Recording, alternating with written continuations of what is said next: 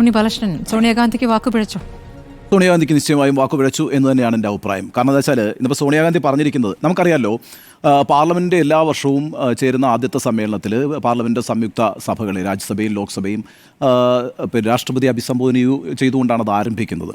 അപ്പോൾ ആ പ്രസംഗമെന്ന് പറയുന്നത് നമുക്കിപ്പോൾ കേരളത്തിൽ അറിയുന്നത് പോലെ ഗവർണറുടെ നയപ്രഖ്യാപനത്തോടുകൂടിയാണ് സംസ്ഥാനത്ത് നിയമസഭാ സമ്മേളനം ഒരു വർഷം ആരംഭിക്കുന്നത് എന്നതുപോലെ തന്നെ രാജ്യത്തിൻ്റെ പാർലമെൻറ്റ് സമ്മേളനം ആരംഭിക്കുന്നത് രാഷ്ട്രപതിയുടെ രണ്ട് സഭകളെയും അഭിസംബോധന ചെയ്തുകൊണ്ടുള്ള നയപ്രഖ്യാപന പ്രസംഗത്തിലൂടെയാണ്. ആ നയപ്രഖ്യാപന പ്രസംഗമെന്ന് പറയുന്നത് രാജ്യത്ത് സംഭവിച്ചിരിക്കുന്ന പുരോഗതി, സർക്കാർ നടപ്പാക്കാൻ ഉദ്ദേശിക്കുന്ന പദ്ധതികൾ, ഇതേ സംബന്ധിച്ചൊക്കെ വ്യക്തമായൊരു വിശദീകരണം നൽകുന്ന പ്രസംഗമാണ് രാഷ്ട്രപതി നടത്തുന്നത്. നമുക്കിപ്പോൾ ഇന്ന് ഈ പ്രസംഗത്തിന് ശേഷം സോണിയാഗാന്ധി പറഞ്ഞ വാക്കുകൾ ശ്രദ്ധിക്കൂ. ദ പൂവർ ലേഡി, ആ പാവപ്പെട്ട സ്ത്രീ എന്നാണ്, രാഷ്ട്രപതിയാണ്, ഇന്ത്യയുടെ രാഷ്ട്രപതിയാണ്. Poor lady, the president was getting very tired by the end. അവസാനമൊക്കെ ആയപ്പോഴത്തേക്കും വളരെ തളർന്നു പോയി ആ പാവപ്പെട്ട സ്ത്രീ. She could hardly speak poor thing എന്നാണ്, സംസാരിക്കാൻ തന്നെ കഴിയുന്നുണ്ടായിരുന്നില്ല, വളരെ കഷ്ടമായി പോയി എന്നുള്ള മട്ടിലാണ് ആ പ്രതികരണം വന്നിരിക്കുന്നത്. പൂവർ തിങ് എന്നൊരു വാക്കുകൂടി രാഷ്ട്രപതിയെക്കുറിച്ച് പറഞ്ഞിരിക്കുന്നു എന്നുള്ളതാണ്. അത് പറഞ്ഞിരിക്കുന്നത് പാർലമെൻറ്റ് പ്രമിസസിലാണ്, മാധ്യമങ്ങളുടെയൊക്കെ സാന്നിധ്യത്തിലാണ്. ഇത്തരത്തിലുള്ളൊരു വാക്ക് ഉപയോഗിക്കുമ്പോൾ വളരെ ശ്രദ്ധിക്കണം എന്ന കാര്യത്തിൽ എന്താ സംശയം? പ്രത്യേകിച്ച് രാഷ്ട്രപതി എന്ന് പറയുന്നത് നമ്മുടെ രാജ്യത്തെ ഫസ്റ്റ് സിറ്റിസണാണ്, അല്ലേ, ഹെഡ് ഓഫ് ദി സ്റ്റേറ്റാണ്. അപ്പോൾ അവർ സംസാരിക്കുമ്പം തളർന്നു പോയി, അവർക്ക് ആരോഗ്യമുണ്ടായിരുന്നില്ല തുടങ്ങിയിട്ടുള്ള വാക്കുകൾ നമ്മുടെ ജനാധിപത്യത്തിൽ ആരും ഉപയോഗിച്ചിട്ടില്ല, ഉപയോഗിക്കാൻ പാടുള്ളതല്ല. കാരണം ഒരു ഹെഡ് ഓഫ് ദി സ്റ്റേറ്റിനെ നമ്മൾ വീക്കായിട്ട് എവിടെയും പറഞ്ഞുകൂടാ. അതൊരു പ്രധാനപ്പെട്ട കാര്യമാണ്. കാരണം വെച്ചാൽ രാജ്യത്തിൻ്റെ പ്രധാനമന്ത്രി, രാജ്യത്തിൻ്റെ പ്രസിഡന്റ് എന്നൊക്കെ പറയുന്നത് വളരെ ആരോഗ്യമുള്ള ചുറുചുറുക്കുള്ള ആളുകളാണ് എന്നുള്ളതാണല്ലോ. അപ്പോൾ അങ്ങനെ വലിയ കോൺസ്റ്റിറ്റ്യൂഷണൽ പദവികളിലൊക്കെ ഇരിക്കുന്ന ആളുകളെ കുറിച്ച് അവരെ പരിഹസിക്കുന്ന രീതിയിലൊക്കെ ഒരു നിയന്ത്രണം നമ്മൾ പാലിക്കേണ്ടതുണ്ട്. പ്രത്യേകിച്ച് രാഷ്ട്രപതി എന്ന് പറയുന്നത് കോൺസ്റ്റിറ്റ്യൂഷണൽ ഹെഡാണ്, ഇന്ത്യയുടെ കോൺസ്റ്റിറ്റ്യൂഷണൽ ഹെഡാണ്. അപ്പോൾ നമ്മൾ ഏത് രാജ്യത്ത് പോകുമ്പോഴും രാഷ്ട്രപതി എന്ന് പറയുന്നത്, ഇന്ത്യയുടെ പ്രസിഡന്റ് എന്ന് പറയുന്നത് മറ്റൊരു പൊളിറ്റിക്കൽ പോസ്റ്റിംഗ് ആണ്. ഇത് പൊളിറ്റിക്കൽ പോസ്റ്റിംഗ് തന്നെയാണ്, പക്ഷേ അപ്പോഴും കോൺസ്റ്റിറ്റ്യൂഷൻ്റെ ഹെഡാണ്. അപ്പോൾ നമ്മൾ പ്രധാനമന്ത്രിയെയൊക്കെ പല രീതിയിൽ വിമർശിക്കാറുണ്ട്. രാഷ്ട്രീയ വിമർശനങ്ങൾ സാധ്യമാണ്. ഇപ്പോൾ മൻമോഹൻ സിംഗിനെ മൗനി ബാബ എന്ന് നരേന്ദ്രമോദി വിളിച്ചിട്ടില്ലേ, നരേന്ദ്രമോദിയെ മോത്കി സൗദാഗർ എന്ന് സോണിയാഗാന്ധി വിളിച്ചിട്ടില്ലേ. അപ്പോൾ അങ്ങനെയൊക്കെ പരസ്പരം പല രീതിയിലുള്ള വാക്കുകളൊക്കെ ഉപയോഗിച്ചുകൊണ്ട് രാഷ്ട്രീയമായി ഏറ്റുമുട്ടൽ നടത്തും. പക്ഷേ once you become the president of India, രാജ്യത്തിൻ്റെ രാഷ്ട്രപതിയായി ഒരാൾ മാറിക്കഴിഞ്ഞാൽ പിന്നെ നിങ്ങൾക്കറിയാമല്ലോ, രാഷ്ട്രപതിക്കെതിരെ ഒരു കേസ് കൊടുക്കാൻ പറ്റില്ല ഒരു കോടതിയിലും. ആ രീതിയിലൊക്കെ വളരെ പ്രൊട്ടക്റ്റഡ് ആൻഡ് പ്രിവിലേജ്ഡ് ആയിട്ടുള്ള ഒരാളാണ്, ഒരു പോസ്റ്റാണ് രാഷ്ട്രപതിയുടേതെന്ന്. ഇവിടെ ഇന്നിപ്പം സോണിയാഗാന്ധി അത് ഈ പറയുന്ന കണക്ക് സ്വാഭാവികമായി പറഞ്ഞു പോയി. അങ്ങനെ പറഞ്ഞു പോകാൻ പറ്റില്ല, ഒരു രാഷ്ട്രപതിയെക്കുറിച്ച് അങ്ങനെ പറയാൻ കഴിയില്ല. വളരെ തളർന്നുപോയി ആ സ്ത്രീക്ക് എന്നൊക്കെ പറയുമ്പോൾ നമ്മളൊന്ന് ആലോചിക്കണം. ഒരു കണക്കെടുത്ത് നോക്കിയാൽ വെറുതെ സോണിയാഗാന്ധിക്ക് എത്ര വയസ്സാണുള്ളത്? 78 വയസ്സാണ്, 78. അതെ.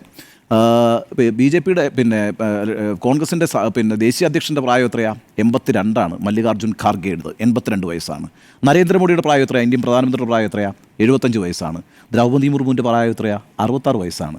66 വയസ്സ്. അപ്പോൾ ഇവരുടെ കൂടുതൽ ഏറ്റവും യങ്ങസ്റ്റ് ആയിട്ടുള്ള ആളാണ് ദ്രൗപദി മുർമു. എന്ന് മാത്രവുമല്ല, ഇന്ത്യയുടെ ചരിത്രത്തിൽ ഏറ്റവും ചെറിയ പ്രായത്തിൽ പ്രസിഡൻ്റായ ആൾ കൂടിയാണ് ദ്രൗപദി മുർമു കേട്ടോ. 64ാമത്തെ വയസ്സിൽ അവർ ഇന്ത്യയുടെ പ്രസിഡൻ്റായി എന്നുള്ളതാണ്. ചെറിയൊരാളല്ല ദ്രൗപദി മുർമു. ദ്രൗപദി മുർമുവിന് വലിയ ചരിത്രമുണ്ട്. ഒഡീഷയിലെ ഒരു ഗോത്ര വിഭാഗത്തിൽ നിന്ന് വരുന്നു. ഒരു പഞ്ചായത്ത് മെമ്പറായിട്ടാണ് ദ്രൗപദി മുർമു അവരുടെ ഈ പറയുന്ന രാഷ്ട്രീയ ജീവിതത്തിലെ ആദ്യത്തെ പടവ് എന്ന് പറയുന്നത് ഒരു പഞ്ചായത്ത് മെമ്പറായിട്ടാണ്. അവിടെ നിന്ന് വളർന്ന് അവർ നവീൻ പട്നായിക്കിൻ്റെ മന്ത്രിസഭയിൽ വളരെ പ്രധാനപ്പെട്ട പോർട്ട്ഫോളിയോസ് കൈകാര്യം ചെയ്തിട്ടുള്ള മന്ത്രിയായി മാറുന്നു. ഏറ്റവും ഒടുവിൽ അവർ ജാർഖണ്ഡ് ഗവർണറായി മാറുന്നു. അവസാനം ഇന്ത്യയുടെ രാഷ്ട്രപതിയായി മാറുന്നു. ഇന്ത്യയുടെ ഗോത്ര വിഭാഗത്തിൽ നിന്നുണ്ടാകുന്ന ആദ്യത്തെ രാഷ്ട്രപതിയായിട്ട് ദ്രൗപദി മുർമു മാറുന്നു. അങ്ങനെ ഒരു ചരിത്രം ദ്രൗപദി മുർമുവിനുണ്ട്. അപ്പോൾ അതുകൊണ്ട് ദ്രൗപദി മുർമുവിനെ കുറിച്ച് അവരങ്ങ് തളർന്നുപോയി സംസാരിച്ചപ്പോൾ എന്നൊക്കെ പറയുന്നത് വളരെ സ്വാഭാവികമായി പറഞ്ഞതാണെന്നൊക്കെ നമുക്ക് വിശദീകരിക്കാമെങ്കിൽ കൂടിയും ഇന്ത്യയുടെ ഏറ്റവും പ്രധാനപ്പെട്ട പോസ്റ്റിലിരിക്കുന്ന ഒരാളെക്കുറിച്ചാണ് സോണിയാഗാന്ധിയെ പോലെ ഉത്തരവാദിത്തപ്പെട്ട, കോൺഗ്രസിൻ്റെ ദേശീയ അധ്യക്ഷയായിരുന്നു, ഒപ്പോസിഷൻ ലീഡറായിരുന്നു. സോണിയാഗാന്ധി മാത്രമല്ല, 2004 മുതൽ 2014 വരെ UPA സർക്കാർ അധികാരത്തിലിരിക്കുമ്പോൾ UPAയുടെ ചെയർപേഴ്സൺ ആയിരുന്നു. ആ രീതിയിലൊക്കെ വലിയ പോസ്റ്റുകൾ ഹോൾഡ് ചെയ്തിട്ടുള്ള, ഇപ്പോഴും രാജ്യസഭാംഗമായിരിക്കുന്ന, പല തവണ റായ്ബറേലി മണ്ഡലത്തെ പ്രതിനിധീകരിച്ചിട്ടുള്ള ജനപ്രതിനിധിയായിട്ടുള്ള സോണിയാഗാന്ധിയെ പോലൊരാൾ ഇന്ത്യൻ രാഷ്ട്രപതിയെക്കുറിച്ച് ഉപയോഗിക്കാൻ പാടില്ലാത്തൊരു വാക്കാണ് ഉപയോഗിച്ചിരിക്കുന്നത്. നോക്കൂ, ഇപ്പോൾ ഈ പ്രസംഗവുമായി ബന്ധപ്പെട്ട് രാഹുൽ ഗാന്ധിയുടെ കമൻറ്റും ചോദിക്കുന്നുണ്ട്.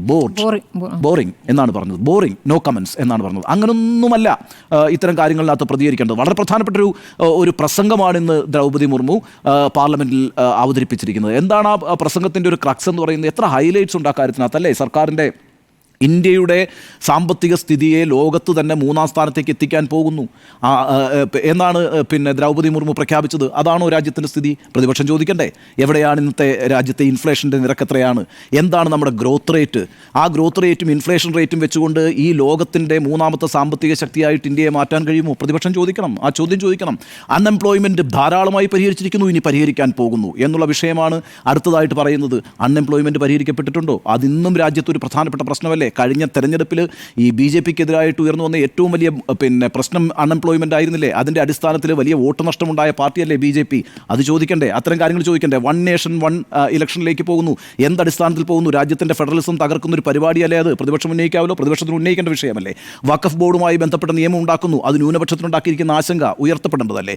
അങ്ങനെ തുടങ്ങി എന്തെന്തെല്ലാം വിഷയങ്ങളാണിന്ന് ദ്രൗപദി മുർമു നയപ്രഖ്യാപനത്തിൽ പറഞ്ഞിരിക്കുന്ന ആ പ്രശ്നങ്ങളുമായി ബന്ധപ്പെട്ട വളരെ പ്രധാനപ്പെട്ട വിമർശനങ്ങൾ ഉന്നയിക്കേണ്ട സ്ഥലത്താണ് ആ പാവത്തിന് ആരോഗ്യമില്ല, ആ പാവത്തിന് സംസാരിക്കാൻ അവസാനം കഴിഞ്ഞില്ല, അവർക്ക് തീരെ ശേഷി ഉണ്ടായിരുന്നില്ല, പുവർ തിങ് എന്ന് പറഞ്ഞുകൊണ്ട് ആണ് ഈ രാജ്യത്തെ ഏറ്റവും പ്രധാനപ്പെട്ട ഒപ്പോസിഷൻ പാർട്ടിയായിട്ടുള്ള കോൺഗ്രസിൻ്റെ ഒരു നേതാവ് പാർലമെൻറ്റിൻ്റെ പ്രെമിസൈസിൽ വെച്ചിട്ട് പറയുന്നത് എന്നുള്ളതാണ്.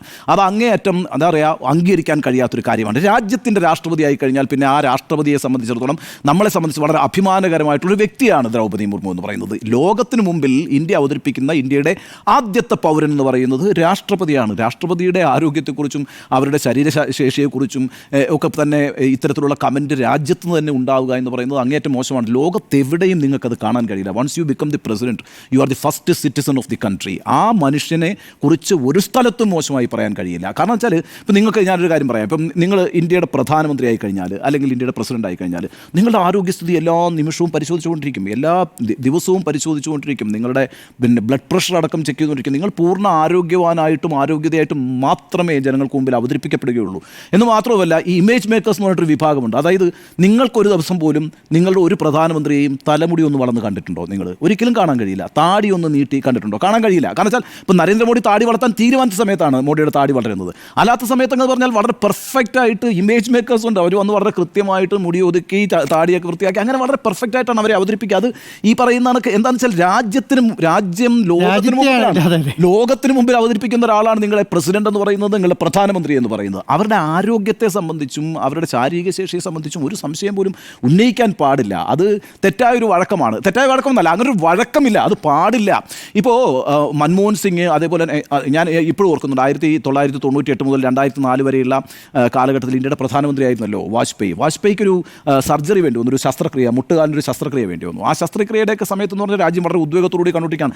അതിൻ്റെയൊക്കെ ബുള്ളറ്റിൻ എന്നൊക്കെ പറഞ്ഞാൽ വളരെ എന്താ പറയുക, വളരെ സൂക്ഷിച്ച് വേണ്ടതായിട്ടുള്ള ബുള്ളറ്റിൻസാണ് വരിക. കാരണം വെച്ചാൽ ഒരു രാജ്യത്തിൻ്റെ പ്രധാനമന്ത്രി ഏതോ കുഴപ്പം പിടിച്ച് ആശുപത്രിക്കകത്ത് കിടക്കുന്നു എന്നുള്ളൊരു ഇംപ്രഷനൊന്നും ക്രിയേറ്റ് ചെയ്യാൻ പറ്റത്തില്ല. അപ്പോൾ ആ രീതിയിൽ വളരെ ശ്രദ്ധയോടുകൂടിയാണ് ആ കാര്യങ്ങളൊക്കെ ചെയ്യുക. ഇന്നിപ്പോൾ വളരെ കൃത്യമായിട്ട് രാഷ്ട്രപതി ഭവൻ പറഞ്ഞിരിക്കുന്ന വാക്കാണ് അതിൻ്റെ കറക്റ്റായിട്ടുള്ള വാക്ക്. എന്താണെന്ന് അറിയാം അവർ പറഞ്ഞിരിക്കുന്നത്? In poor taste unfortunate and entirely avoidable. Poor ടേസ്റ്റിലാണ്, മോശപ്പെട്ട ഒരു പ്രയോഗമാണ് നടത്തിയിരിക്കുന്നത്. പക്ഷേ അത് അൺഫോർച്ചുനേറ്റ് ആണ്, അങ്ങേയറ്റം ദൗർഭാഗ്യകരമാണ്. ആൻഡ് എൻറ്റയർലി അവോയ്ഡബിൾ, ഒഴിവാക്കാവുന്നതായിരുന്നു. ഇതാണ് വളരെ പക്വതയോടുകൂടി രാഷ്ട്രപതി ഭവൻ പറഞ്ഞിരിക്കുന്നത് ഇന്നത്തെ അവരുടെ സ്റ്റേറ്റ്മെൻറ്റിനകത്ത്. മാത്രമല്ല, ദ്രൗപദി മുർമുവിനെ കുറിച്ചൊരു വരി കൂടി അവർ പറഞ്ഞിട്ടുണ്ട്. എപ്പോഴും മാർജിനലൈസ്ഡ് ആയിട്ടുള്ള, അതായത് പാർശ്വവൽക്കരിക്കപ്പെട്ടിട്ടുള്ള ആളുകൾക്ക് വേണ്ടിയും കൃഷിക്കാർക്ക് വേണ്ടിയും രാജ്യത്തെ സ്ത്രീകൾക്ക് വേണ്ടിയിട്ടും എപ്പോഴും ശബ്ദം ഉയർത്തിയിട്ടുള്ളൊരു നേതാവാണ് ദ്രൗപദി മുർമു. അതുകൊണ്ട് അവർക്ക് അത്തരം കാര്യങ്ങൾ പറഞ്ഞുകൊണ്ടിരിക്കുമ്പോൾ ഒരവശതയും ഉണ്ടാവില്ല എന്നാണ് പ്രസിഡന്റിന്റെ പ്രസ് സെക്രട്ടറി കൊടുത്തിരിക്കുന്ന സ്റ്റേറ്റ്മെന്റ് എന്ന് പറയുന്നത്. അത് സംശയം അക്കാര്യത്തിനകത്തില്ല. ദ്രൗപദി മുർമു റെപ്രസെന്റ് ചെയ്യുന്ന രാഷ്ട്രീയത്തോട് നിങ്ങൾക്ക് വിയോജിക്കുകയോ ചെയ്യാം.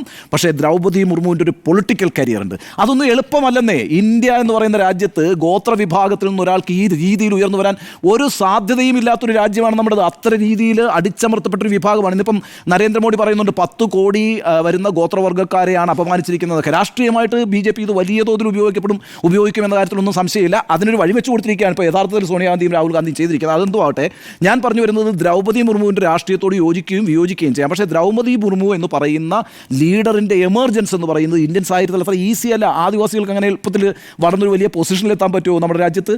അല്ലെങ്കിൽ പിന്നെ ഗോത്രവർഗ്ഗക്കാർക്ക് പറ്റുമോ? എന്തിനേറെ പറയുന്നു, പ്രധാനമന്ത്രിയുടെ പോസ്റ്റ് ഏറ്റവും ഉയർന്ന രാഷ്ട്രപതിയുടെ പോസ്റ്റല്ലേ? ആ രാഷ്ട്രപതിയുടെ പോസ്റ്റിലേക്ക് ഒരാൾ എത്തുന്നു എന്ന് പറയുന്നത് അതും ഒരു വനിത എത്തുന്നു. അതാണല്ലോ അതിൻ്റെ ഏറ്റവും പ്രധാനപ്പെട്ട പ്രധാനപ്പെട്ട കാര്യം. ഇപ്പം രാംനാഥ് കോവിന്ദ് ദളിത് വിഭാഗത്തിൽപ്പെട്ട നേതാവാണ്.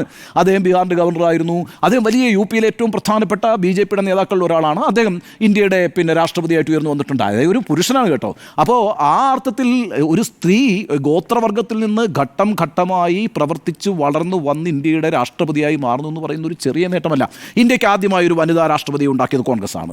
അത് പ്രതിഭാ ദേവി സിംഗ് പാട്ടീലാണ്. അങ്ങനെ ഒരു കാര്യം കോൺഗ്രസ് ചെയ്തിട്ടുണ്ട്. കോൺഗ്രസിൻ്റെ ഭരണകാലത്ത് അവരത് ചെയ്തിട്ടുണ്ട്. അപ്പോൾ ആ രീതിയിൽ നോക്കുമ്പോൾ രണ്ടാമത്തെ ഇന്ത്യൻ വനിതാ രാഷ്ട്രപതിയാണ് ദ്രൗപദി മുർമു. ഞാൻ നേരത്തെ പറഞ്ഞല്ലോ 64 വയസ്സുള്ളപ്പോഴാണ് ഇന്ത്യയുടെ രാഷ്ട്രപതിയാകുന്നത്. അപ്പോൾ അതൊന്നും ഒരു ചെറിയ കാര്യമില്ല. അങ്ങനെയൊന്നുമുള്ള പരിഹാസ വാക്കുകൾ പറയാൻ ആർക്കും അർഹതയില്ല. അത് വളരെ പെട്ടെന്ന് തന്നെ BJP പിക്ക് ചെയ്തിരിക്കുന്നു. അതിൻ്റെ രാഷ്ട്രീയ സാധ്യതയെ അവർ കണ്ടെത്തിയിരിക്കുന്നു. വളരെ പെട്ടെന്നല്ലേ റോയൽ ഫാമിലി എന്ന വാക്ക് ഉപയോഗിച്ചത്. നരേന്ദ്രമോദി ഉപയോഗിച്ചിരിക്കുന്നല്ലോ ഷാഹി പരിവാർ എന്ന് പറഞ്ഞു കഴിഞ്ഞാൽ റോയൽ ഫാമിലിയാണ്. നിങ്ങൾ റോയൽ ഫാമിലിയാണ്, നിങ്ങൾക്കിത് മനസ്സിലാവില്ല, ഈ രാജ്യത്തെ 10 കോടി ഗോത്രവർഗത്തിലെ അപമാനിച്ചിരിക്കുകയാണ് നിങ്ങൾ എന്ന് പറയും വിധത്തിലേക്ക് ആ കാര്യങ്ങളെ കൊണ്ടെത്തിക്കാനായിട്ട് വളരെ പെട്ടെന്ന് JP നഡ്ഡയ്ക്ക് കഴിഞ്ഞിരിക്കുന്നു, നരേന്ദ്രമോദിക്ക് കഴിഞ്ഞിരിക്കുന്നു. അതിനുള്ള വഴിവെച്ചു കൊടുത്തു കോൺഗ്രസ് കാര്യത്തിൽ സംശയമില്ല. ഇതിനൊരു വലിയ വീഴ്ച സംഭവിച്ചിട്ടുണ്ട്. ഞാൻ പറയുന്നത് ഇത് ഒരു അടുക്കള വർത്തമാനം പോലെ പറയേണ്ട കാര്യമല്ല. ഇന്ത്യൻ രാഷ്ട്രീയ അടുക്കള വർത്തമാനം എന്നുള്ള ശരിയായ പ്രയോഗമല്ല. അടുക്കള വർത്തമാനം എന്ന് പറഞ്ഞാൽ എന്നാൽ അത് പിൻവലിച്ചു. ഇനിയിപ്പോൾ അത് ഒരു വാക്ക് പ്രശ്നമാക്കണ്ട. ചില ഈ കിച്ചൺ ഡിപ്ലോമസി എന്നൊക്കെ പറയത്തില്ലേ, അതുകൊണ്ട് ഞാൻ അങ്ങനെ പറഞ്ഞു. ഇനി പോട്ടെ, എന്തെങ്കിലും ആയിക്കോട്ടെ.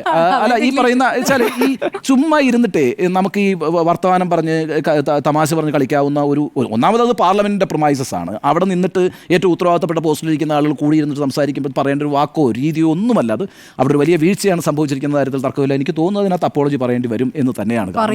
അത് പറയേണ്ടതുണ്ട് എന്നുള്ളതാണ്. ഇപ്പോൾ 2-3 കാര്യങ്ങൾ വളരെ പെട്ടെന്ന് കോൺഗ്രസ് പറഞ്ഞിട്ടുണ്ട് കേട്ടോ. ഒന്ന്, നിങ്ങളിപ്പോൾ ഈ രാഷ്ട്രപതിയെക്കുറിച്ച് പറയുമ്പോൾ ആ രാഷ്ട്രപതിയെ ഈ രാമക്ഷേത്രത്തിൻ്റെ ഉദ്ഘാടനത്തിന് വിളിച്ചിരുന്നില്ല, ദ്രൗപദി മുർമുവിനെ എന്ന് പറഞ്ഞിട്ട് ഖാർഗെ രംഗത്ത് വന്നിട്ടുണ്ട്. അതുപോലെ തന്നെ രാംനാഥ് കോവിന്ദിനെ പാർലമെന്റിൻ്റെ ഉദ്ഘാടനം ഉണ്ടല്ലോ, പുതിയ പാർലമെന്റിൻ്റെ ഉദ്ഘാടനത്തിന് വിളിച്ചിട്ടില്ല. അപ്പോൾ നിങ്ങൾ ഈ രാഷ്ട്രപതിയെ നിങ്ങൾ തന്നെ ബഹുമാനിച്ചിട്ടില്ല എന്നൊക്കെ പറഞ്ഞുകൊണ്ട് ഒരു ഡിഫൻസിലേക്ക് ഖാർഗെ പോയിട്ടുണ്ട്. അല്ലെങ്കിൽ അതിനെ ന്യായീകരിക്കാൻ ശ്രമിച്ചു. അപ്പോൾ ന്യായീകരിക്കുന്നില്ല, പറയുന്നത് അതുകൊണ്ട് ഞങ്ങൾ ഇവരെയൊന്നും അങ്ങനെ ബഹുമാനിക്കാത്ത ആളുകളല്ല, ഇതൊരു എന്താ പറയുക മീഡിയ ട്വിസ്റ്റ് ആണ് എന്നൊക്കെ പറയുന്നത്. പക്ഷേ വളരെ ക്ലിയർ ആണ് ആ പറയുന്ന വാക്കുകൾ, ആ വീഡിയോയും ആ ഓഡിയോയും വളരെ ക്ലിയർ ആണ്. അത്തരത്തിൽ ഉത്തരവാദിത്തരഹിതമായി പറയാൻ പറ്റുന്ന ഒരു കാര്യമായിരുന്നില്ല. അത് വലിയ വീഴ്ചയാണ് കോൺഗ്രസിൻ്റെ ഭാഗത്തു നിന്ന്, സോണിയാഗാന്ധിയുടെ ഭാഗത്തു നിന്നുണ്ടായിട്ടുള്ളത് തന്നെയാണ് എൻ്റെ നിലപാട്.